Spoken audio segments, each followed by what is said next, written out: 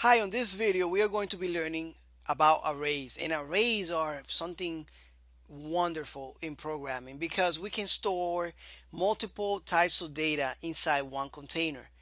If you remember, we talked about variables and we said, variables, we can store data in variables, but we were only able to store one single data, one single value inside a variable, right? Arrays are variables with superpower. That's what arrays are.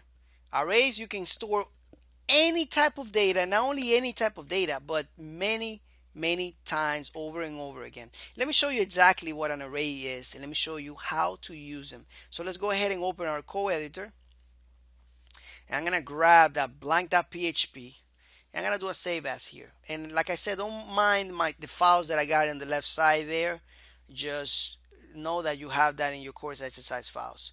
You might not have some of these files here, but we believe me, we will go over everything I'm going over right now in the lecture is what you should have in your exercise files. All right, whatever you see here, sometimes it might not be accurate because I will delete some of these files and we'll do it again depending if I make a mistake on a lecture or something like that. So anyways, arrays.php, that's going to be the file name.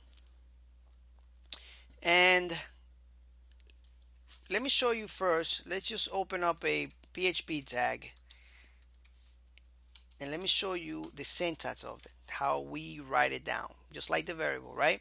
We say that an array is just like a variable with superpowers, right?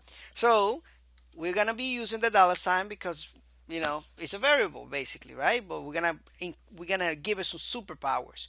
So we are going to be saying number list. I'm gonna name it number list, all right? And the way we assigned this variable superpower to make it an array is by assigning it an array function, right? Look at that right here. So that looks like very much like a function, right?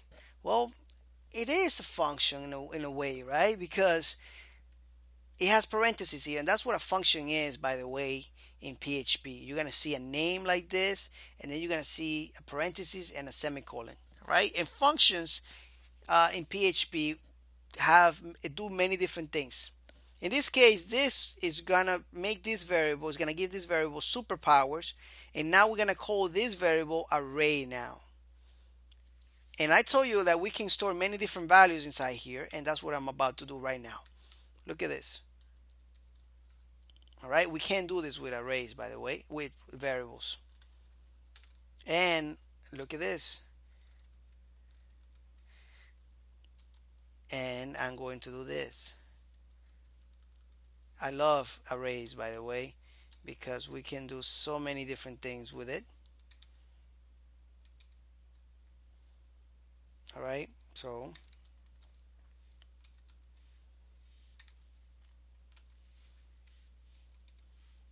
right, let me just make this a little bigger here so that way we can see what we are doing.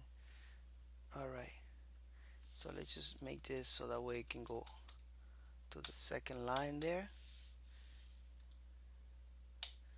All right, so let's make sure that we have a separator there, and actually right here. There we go. All right, I think we're good.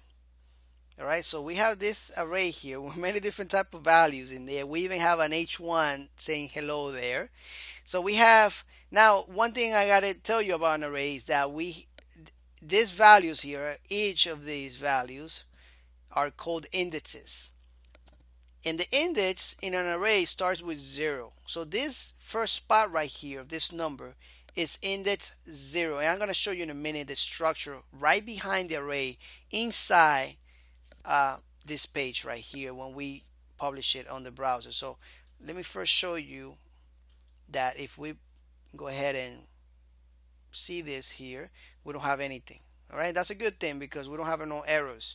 But how do we show an array? How do we display the information? Let's use an echo function, and let's say, let's just display array, this number list on the screen. We get an error. Array to string conversion, not possible, right? So we have an error here. So how we display this data here? Well, I already told you that arrays have indices, right?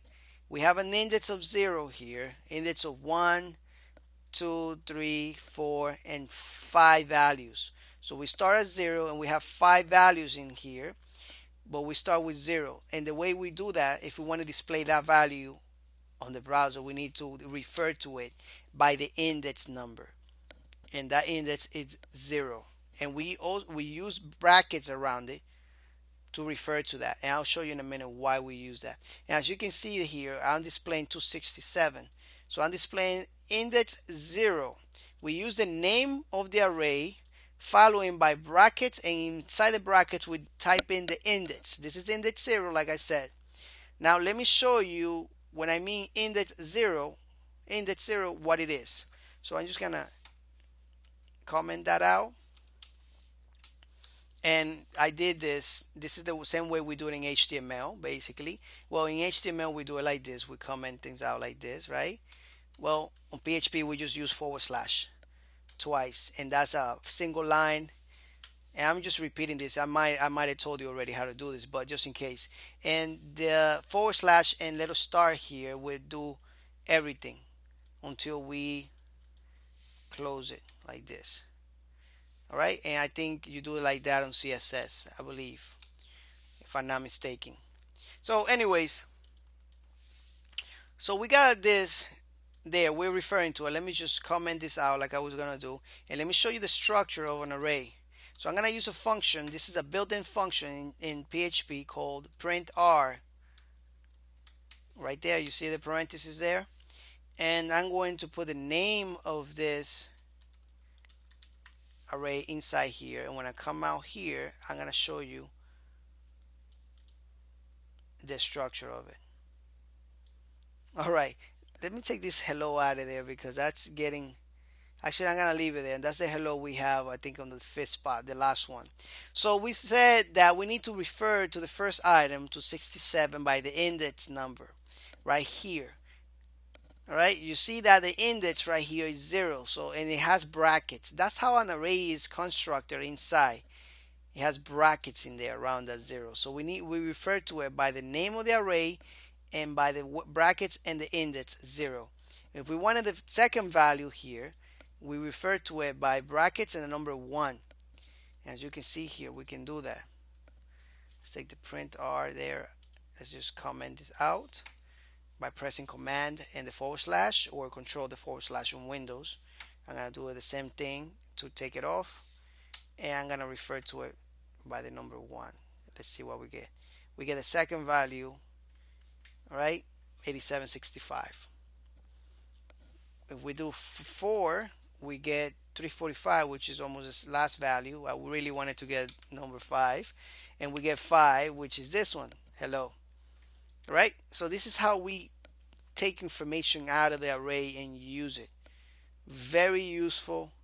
All right? We can put whatever we want into an array, and arrays are actually the number 1 containers we use in programming, even though variables are something that we use all the time. But arrays, you're going to find yourself using it a lot more than variables, since we can hold more multiple data inside an array. All right? And there are different types of array, and we're going to be talking about that later. All right, so anyways, thank you so much for watching this lecture here, and hopefully you were able to learn some valuable information, and I'll see you in the next one. Take care.